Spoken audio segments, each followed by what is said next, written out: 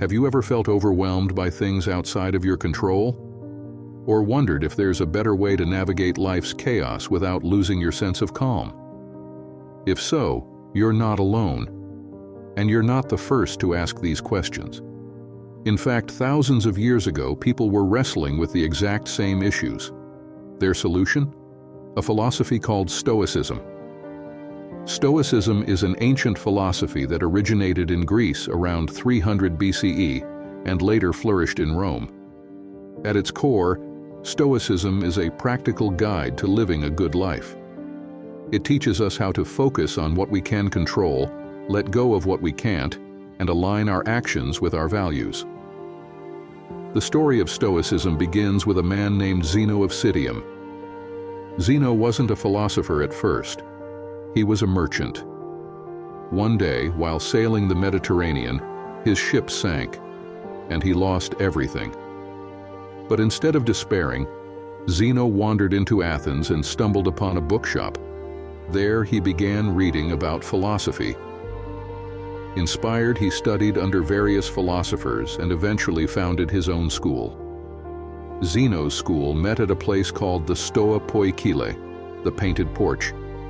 That's where Stoicism gets its name. Over time, Stoicism evolved and gained prominence in Rome. Some of its most famous practitioners weren't just philosophers, but statesmen, emperors, and slaves. People from every walk of life. And that's one of the beauties of Stoicism. It's for everyone.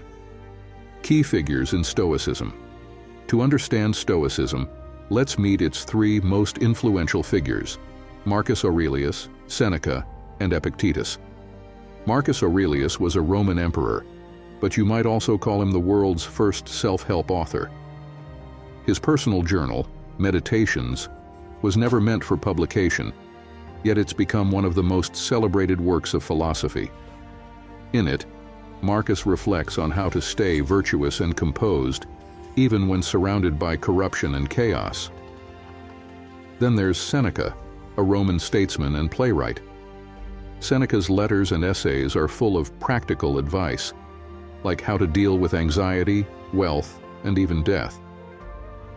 He believed in living simply, even while serving in the decadent Roman court. Finally, we have Epictetus. Born a slave, Epictetus gained his freedom and became one of the most respected teachers of his time. He emphasized the power of choice, that no matter our circumstances, we always control how we respond. So, what does Stoicism actually teach? Here are its three core principles. First, focus on what you can control. Stoics remind us that we waste so much energy worrying about things outside our power, like other people's opinions or the weather.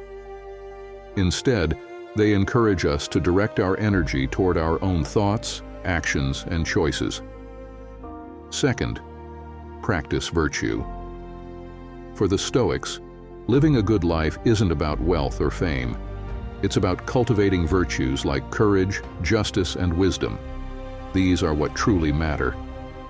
And third, embrace what happens. This doesn't mean you have to like everything that happens, but Stoics teach us to accept reality as it is, not as we wish it to be. They call this amor fati, or the love of fate. Now you might be wondering, why should we care about an ancient philosophy in the 21st century? The answer is simple. Life is still unpredictable, and we still struggle with stress, loss, and uncertainty. Stoicism offers timeless tools for dealing with these challenges. For instance, let's say you're stuck in traffic. Instead of spiraling into frustration, a Stoic would remind themselves, I can't control the traffic, but I can control how I react. This shift in perspective can turn a stressful situation into a moment of peace. Or consider journaling, a Stoic practice that helps you reflect on your day, your actions, and how you can improve. It's a simple habit with profound benefits. In the end, Stoicism isn't just about enduring life's hardships. It's about thriving in spite of them. It's about finding strength in your character, clarity in your mind, and peace in your soul. Thank you for watching. If you're intrigued by Stoicism and want to learn more, don't forget to like, subscribe, and share. Let's explore this ancient wisdom together.